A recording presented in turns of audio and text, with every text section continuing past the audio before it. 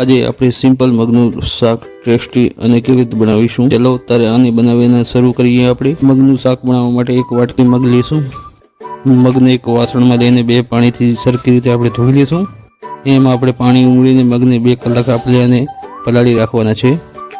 મગને પતઈ કઠોળને જેવી રીતે આપણે પલાળી રાખે એવી રીતે પલાળવાના નથી હોતા। 2 કલાક માટે જ આપણે આને પલાળીશું। 2 કલાક પછી આપણે મગને જોઈશું તો મગ આપણે આ રીતના પલાળી ગયા છે। હવે આ બધું પાણી આપણે નીકાળી દઈશું અને મગને આપણે સીધા આપણે કુકરમાં નાખીશું। 1 વાટકી મગ લીધા તો એની સામે આપણે 2 વાટકી જેટલું પાણી નાખીશું। મગને બાફતી સમયે આપણે સ્વાદ અનુસાર મીઠું નાખીશું। એમાં 1 ચમચી આપણે એમાં તેલ નાખીશું। જો મગ આપણે અંદર કુકરમાં બાફીશું તો ઉભરાય નહીં એની માટે 1 ચમચી આપણે તેલ નાખીશું। હવે આપણે કુકરનું ઢાંકણું છે એ બંધ કરી દઈશું। હવે આપણે કુકર ગેસ ઉપર મૂકીને આપણે એને 2 વિસલ આવવા દઈશું। 2 વિસલની બાદ આપણે દેખીશું આપણા મગને મીડિયમ ટુ હાઈ ફ્લેમ ઉપર આપણે 2 વિસલ વગાડીશું કુકરની। 2 વિસલ આપણી વાગી ગઈ છે। હવે આપણે કુકરમાંથી મગને જોઈ લઈશું કે આપણા મગ બફાણા કેવી રીતે બફાઈ ગયા છે।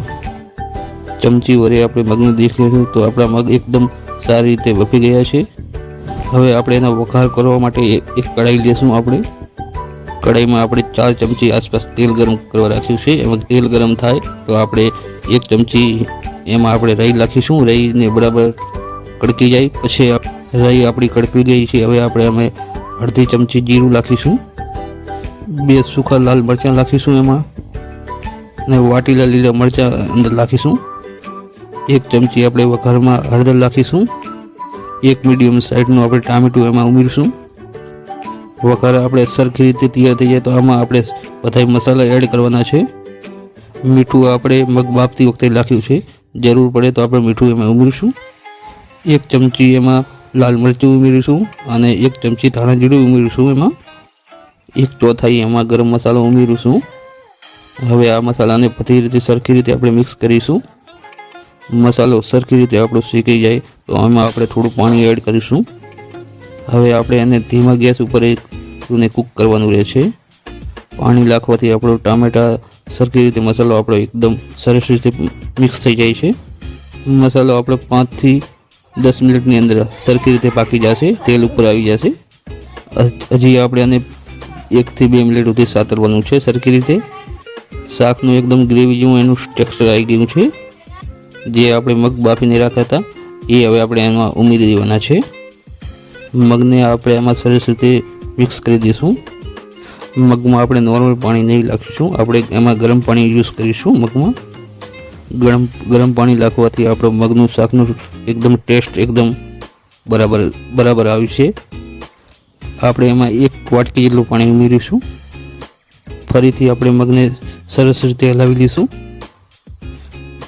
મગના શાકમાં હવે આપણે મીઠા લીમડાના પાન નાખીશું। જો તમે લીમડાના પાન વઘારમાં નાખવા તો નાખી શકો છો। મગ ગરમ થશે તો લીમડાના પાનની જો સ્મેલ છે બહુ સારી લાગે છે। હવે આપણે ઉપર ઢાંકણું ઢાંકી દઈશું અને 5 મિનિટ સુધી એને કૂક થવા દઈશું। 5 મિનિટની બાદ આપણે દેખીશું તો મગ આપણા એકદમ સરસ રીતે કૂક થઈ ગયા છે। જ્યારે આપણે ગેસ બંધ કરી તો મગની જે કન્સિસ્ટન્સી છે આ રીતની હોવી જોઈએ। મગમાં તમારે જેવો રસો જોઈએ એ પ્રકાર તમે રસો રાખી શકો છો। હવે મગની ઉપર આપણે ધાણા વેરીશું। આ મગની રેસીપી આપણે 3 થી 4 જણાને થઈ શકે એટલી બનાવી છે આપણે। જો તમને મારો વિડીયો પસંદ આવ્યો હોય તો લાઈક, શેર અને સબસ્ક્રાઈબ કરવાનું ના ભૂલજો। નવા વિડીયો હું લાવતો રહીશ। તો આજનો વિડીયો અહીંથી પૂરો કરું। ધન્યવાદ।